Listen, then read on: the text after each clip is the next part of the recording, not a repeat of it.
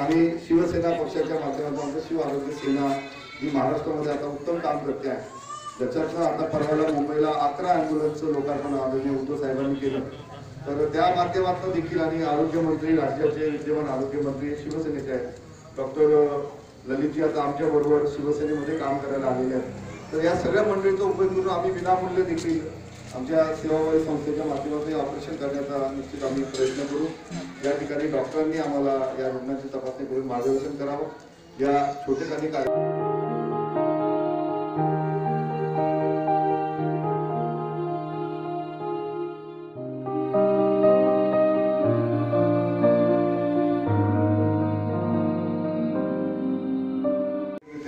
चौथी पर्यंतची शाळा होती, त्या ठिकाणी आम्ही 4थी पर्यंतचं शिक्षण घेतलं आणि मग पुढे बापू दुसऱ्या शाळेत आणि मग निसुकीला गेलो आणि भविष्यात मग आम्ही शेतीमध्ये एकमेकांच्या शेजारी असल्यामुळे गल्लीमध्ये परिसरामध्ये शेजारी असल्यामुळे आम्ही मित्र झालो।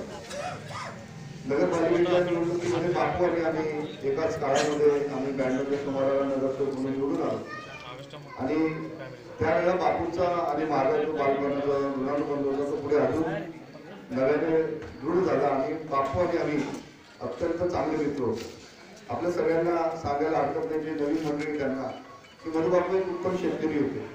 व्यवसाय म्हणून वेजिटेबल कमिशन एजंटचं काम पाहिजे, सकाळी लवकर उठायचं, 4 वाजता उठायचं, बाजारात जायचं, 8 वाजेपर्यंत कमिशन एजंटचं काम करायचं, शेतकऱ्याचा माल विकायचा, भाजीपाला विकायचा, उदरनिर्वाह करून कुटुंबाचा खर्च चालवायचा आणि या परिसरामध्ये शिवसेनेला एक वेगळं लौकिक त्यांनी त्या काळात संबंध दाखवून दिला।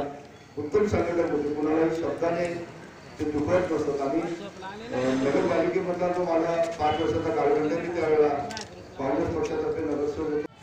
सामाजिक राजकीय जीवनात वाटचाल केल्याच्या संदर्भात सरांनी आत्ताच आपल्या मनोगतातून सांगितलं। बापू ज्यावेळेस नगरसेवक झाले त्यावेळेस आम्ही सक्रिय कामकाजात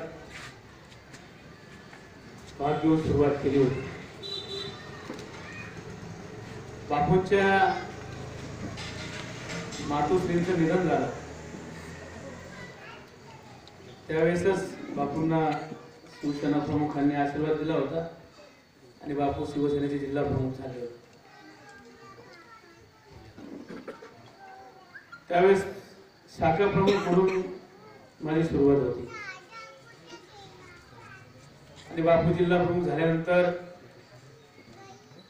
शिवसेना प्रमुखांचा आशीर्वाद घेण्यासाठी मुंबईला जात असताना रस्त्यावर त्यांच्यावर काळाने झडप घातली आणि अपघात होऊन गंभीर जखमी झाले। काही दिवस उपचार घेतले आणि त्यानंतर